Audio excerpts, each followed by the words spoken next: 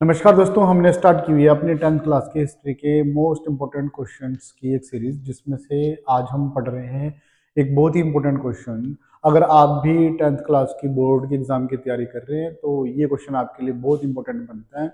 जो हमारे पास है, ऐसे क्वेश्चन है हमारे पास, describe any 5 measures introduced by the French revolutionaries to create a sense of collective identity among the French people। French people के बीच में कोलेक्टिव आइडेंटिटी को डेवलप करने के लिए जो फ्रेंच रेवोल्यूशनरीज थे उन्होंने क्या क्या स्ट्रेटजीज अपनाई, तो हम इस क्वेश्चन को समझते हैं। The first clear cut expression of nationalism came in France with the French revolution in 1789। सबसे पहले नेशनलिज्म कब स्टार्ट हुआ फ्रांस के अंदर, जब वहां पर रेवोल्यूशन हुआ, कब 1789 में। और फ्रेंच रेवोल्यूशन ने क्या क्या ट्रांसफर कर दी, क्या sovereignty from the monarchy to the body of the French citizens. पहले मोनार्ची अपना रूल एंड रेगुलेशन चलाती थी, लोगों को किसी भी तरह के राइट अवेलेबल नहीं थे। लेकिन जब फ्रेंच रेवोल्यूशन हुआ तो उसके बाद क्या हुआ, जो ये पावर थी ट्रांसफर हो गई, किससे, मोनार्ची से किसके पास चली गई, सिटीजन्स के पास। अब क्या किया, जितने भी रेवोल्यूशनरीज थे उन्होंने एक आइडिया दिया। क्या आइडिया था, ला पाट्रे और ले सिटियोन। ये दो कंसेप्ट थे जो इन्होंने इंट्रोड्यूस किए। ला पैट्रे का मतलब क्या था, हमारे पास फादरलैंड, और ले सिटियोन का मतलब क्या था, सिटीजन। अब क्या आइडिया था, ये आइडिया था किस चीज के ऊपर जोर देता था कि नेशन किससे बिलोंग करता है, पीपल से बिलोंग करता है, जिनको क्या मिलना चाहिए, इक्वल राइट मिलना चाहिए अंडर द कॉन्स्टिट्यूशन। पहले जब फ्रेंच रेवोल्यूशन से पहले ये माना जाता था कि जो प्रॉपर्टी है, जो राज्य है, वो राजा का पर्सनल है, राजा की पर्सनल प्रॉपर्टी है, तो वो अपने हिसाब से उसके अंदर क्या करता था, काम करता था। लेकिन बाद में क्या हुआ, जब ये ला पैट्रे और ली सिटियोन का कंसेप्ट फ्रेंच रेवोल्यूशनरीज ने इंट्रोड्यूस किया, तो उन्होंने क्या बताया कि भाई ये उनका फादरलैंड है, जिसके ऊपर वो रह रहे हैं, उनके फोर फादर काफी लंबे समय से रह रहे हैं, वो वहां के सिटीजन है, राजा की कोई पर्सनल प्रॉपर्टी नहीं है नेशन। ये किसकी प्रॉपर्टी है, ये पब्लिक की प्रॉपर्टी है, जहां पर उन्हें क्या मिलना चाहिए, इक्वल राइट मिलने चाहिए अंडर द सेम कॉन्स्टिट्यूशन के अंदर।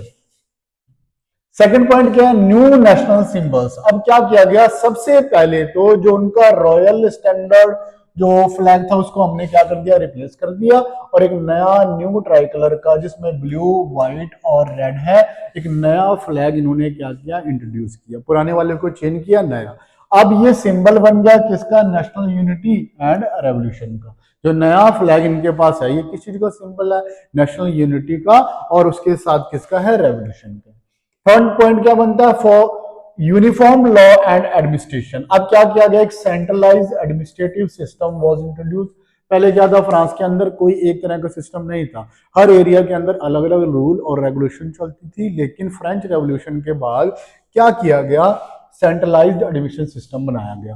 ठीक है, यूनिफॉर्म लॉ बनाए गए, सभी सिटीजन्स के लिए एक जैसे लॉ होंगे। रीजनल डिफरेंसेस को क्या किया गया, खत्म किया गया, और नेशनल यूनिटी को क्या किया गया, स्ट्रेंथनिंग किया गया, मजबूत किया गया, है ना। पहले क्या सिस्टम एक जैसा नहीं है, जिसके कारण डिफरेंट डिफरेंट एरिया में डिफरेंट डिफरेंट प्रॉब्लम क्रिएट हो रही थी, तो उन्होंने सेंट्रलाइज्ड एडमिनिस्ट्रेटिव सिस्टम को क्या कर दिया, इंट्रोड्यूस कर दिया। Fourth point, formation of the national assembly. अब क्या किया गया, the state journal were elected by the body of active citizen. ठीक है, जो स्टेट जर्नल था वो किससे इलेक्टेड होता है, elected by the body of the active citizen. Active citizen उसको क्या करते हैं, इलेक्ट करते हैं। लेकिन बाद में उसका नाम चेंज करके उसको क्या बनाया गया, द नेशनल असेंबली। इसका नाम चेंज कर दिया गया स्टेट जर्नल का, और इसको क्या बनाया गया, नेशनल असेंबली बनाया गया, इसका नाम रखा गया, जिसमें बॉडी ऑफ एक्टिव सिटीजन क्या करते हैं, इलेक्ट करते हैं पर्संस को। फिफ्थ नंबर पर रीजनल डायलेक्ट्स वर डिस्करेज। जो भी रीजनल डायलेक्ट थे सारे के सारे डिस्करेज किए गए, और फ्रेंच को क्या डिक्लेयर किया गया as the common language of the nation.